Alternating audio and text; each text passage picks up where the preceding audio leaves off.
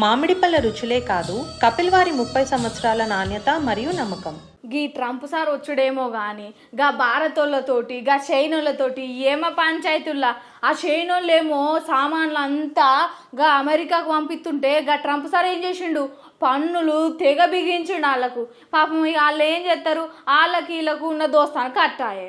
మరి గప్పట్ల భారతోళ్ళతోటి చైనోళ్ళు దోస్తాను కడిగేసిర్రు. మళ్ళకి ఇప్పుడు గదే చైనా వాళ్ళు మన భారతోళ్ళ దగ్గరికి వస్తారు. అసలుకి ఇలా ముచ్చటేందో ఓ పాలు చూద్దాం పారి.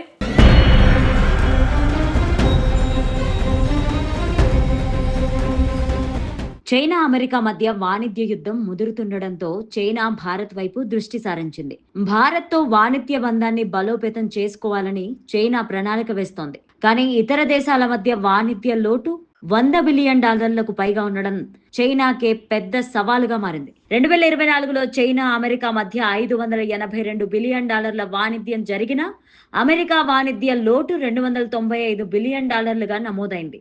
దీంతో ట్రంప్ చైనీస్ ఉత్పత్తులపై 145% టారిఫ్లను విధిస్తానని హెచ్చరించారు. ఇదే సమయంలో చైనా భారత్తో వాణిజ్య సంబంధాలను మెరుగుపరచాలని చూస్తోంది.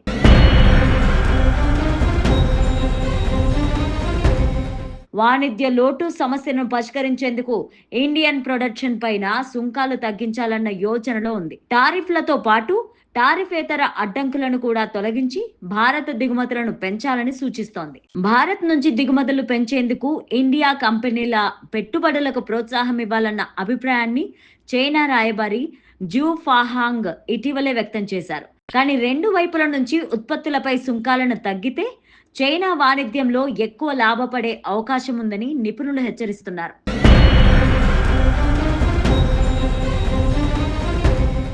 ఇండియా ఇప్పటికే ఆసియాన్ బ్లాక్తో ఫ్రీ ట్రేడ్ ఒప్పందాలను కుదుర్చుకుంది.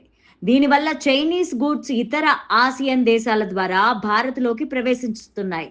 ఇలాంటి పరిస్థితుల్లో బైలేటర్ ట్రేడ్ డీల్ కుదిరితే చైనాకు లాభదాయకం అవుతుంది. ఇప్పటికే చైనా వద్ద $1 ట్రిలియన్ వాణిజ్య మిగులు ఉంది. యూరోప్, అమెరికా, జపాన్, ఇండియా లాంటి దేశాలు చైనా నుంచి వచ్చే తక్కువ ధర ఉత్పత్తుల వల్ల నష్టపోతున్నాయని విశ్లేషకులు చెప్తున్నారు.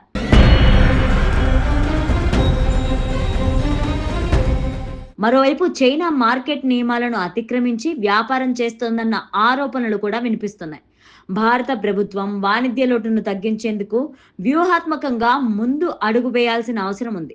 DGCIS గణాంకాల ప్రకారం 2019-20లో వాణిజ్య లోటు $48.65 బిలియన్ కాగా 2023-24 నాటికి అది $85.8 బిలియన్ చేరింది.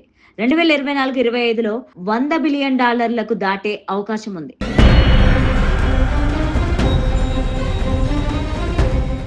ఈ ఆర్థిక సంవత్సరపు మొదటి 11 నెలల్లో భారత్ నుంచి చైనాకు ఎగుమతులు 15% తగ్గి $12 బిలియన్ పడిపోగా దిగుమతులు 10% పెరిగి $103 బిలియన్ చేరుకున్నాయి. ఫలితంగా $81 బిలియన్ వాణిజ్య లోటుతో భారత్ ఇబ్బందుల్లో పడుతోంది. భారత్ చైనా నుంచి ఎలక్ట్రిక్ పరికరాలు, ఫార్మా ఇంగ్రీడియంట్స్, కెమికల్స్, టెలికాం పరికరాలు దిగుమతి చేసుకుంటోంది. చైనాకు భారత్ ఇనుము ఖనిజం, పెట్రో ఉత్పత్తులు, మసాలాలు, సముద్ర ఉత్పత్తులు, టెలికాం ఎక్విప్మెంట్ ను ఎగుమతి చేస్తోంది.